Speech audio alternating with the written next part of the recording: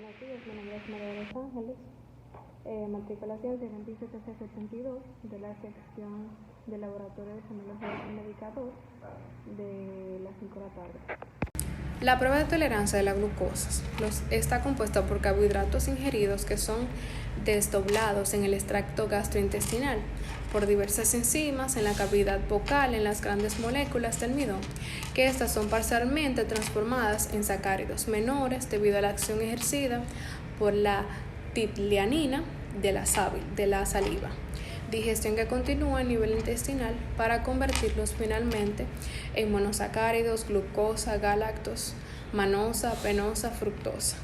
En el hígado, que es primero que se va a realizar la transformación de los carbohidratos ingeridos en este órgano, la glucosa y los demás monosacáridos entran a las células hepáticas sin limitaciones, a diferencia de lo que ocurre en la mayoría de los tejidos, donde la insulina es indispensable para que la glucosa pueda penetrar las células. Cuando se ingiere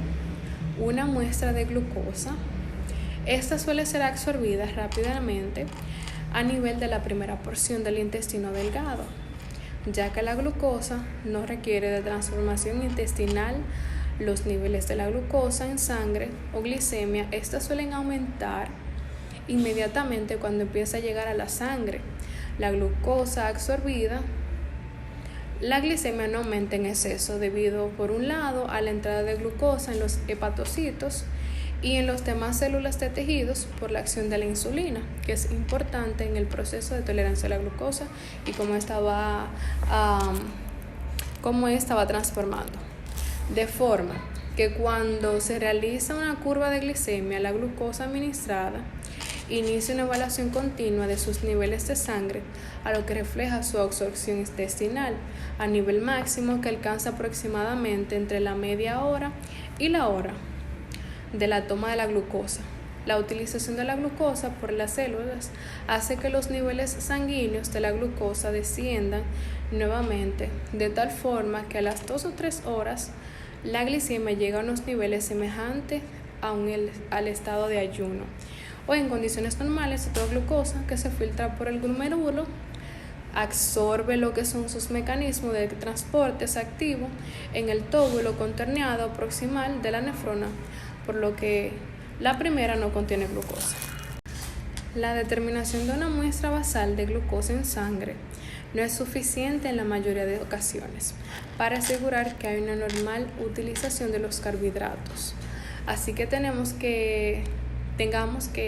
emplearse pruebas diagnósticas que descarten una alteración en el metabolismo, como hidratos de carbono y demás. En un individuo normal,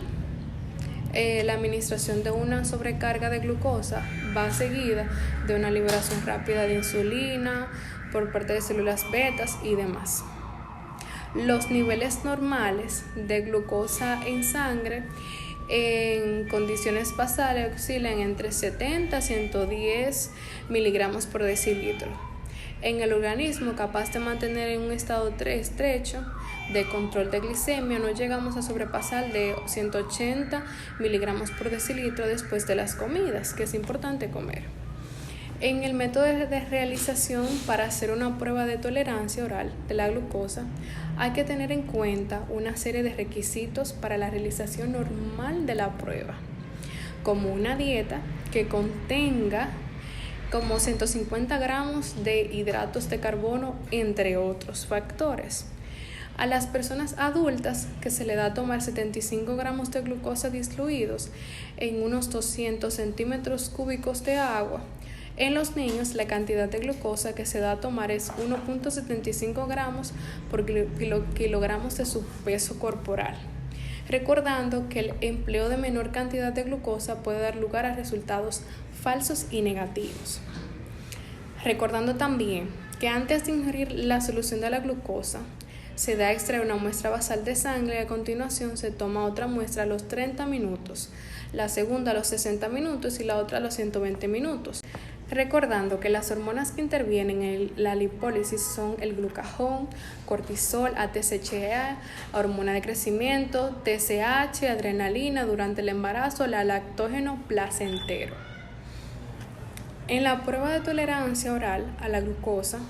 esta indica que aquellas personas con una glicemia basal ligeramente elevada, aunque dudosa, para calificarles de diabéticos a una persona con un nivel de glucosa en la sangre debe ser igual o superior a 120 miligramos entre decilitros, al menos en 2 ocasiones que se realice la prueba a la persona, o nivel mayor a 200 miligramos entre decilitros en determinación casual, que es considerado como una persona diabético, pero de bienestar en la realización de la prueba. Los valores máximos permitidos para un individuo no diabético en la curva de la glicemia tomada la muestra en el plasma o suero es menos de 200 decilitros en los tiempos intermedios de 30 minutos, 60 minutos, 120 minutos a las 2 horas. Recordando que el valor de referencia de la glucosa en ayuno es de 60 a 100 miligramos por decilitros. Y por último, se preguntarán, ¿qué influye en la curva de la glicemia? La edad, ya que es uno de los parámetros a tomar en cuenta en la interpretación de una curva de glicemia, ya que en la edad el individuo va disminuyendo la tolerancia de hidratos de carbono. El peso, que en la obesidad es un factor a tener en cuenta en la interpretación de una curva de glicemia, ya que